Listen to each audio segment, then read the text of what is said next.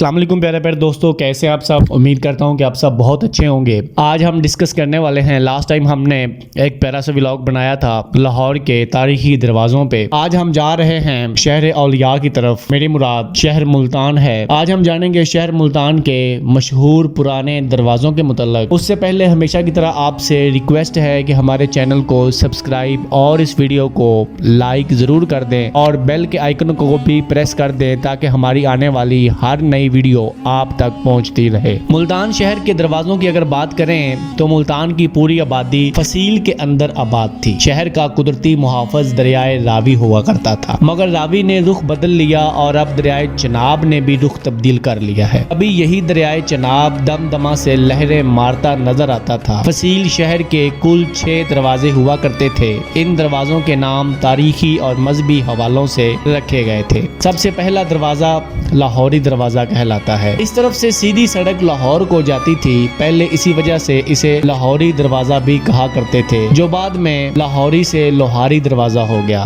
یہ علاقہ گڑ منڈی بھی کہلاتا ہے۔ دوسرا دروازہ ہے جی دولت دروازہ۔ یہ پیر دولت شاہ کے نام سے منسوب ہے، جن کا مزار چوک کے عین وسط میں ہے، اس لیے اس دروازے کو دولت دروازہ کہا جاتا ہے۔ تیسرا دروازہ ہے جی دہلی دروازہ۔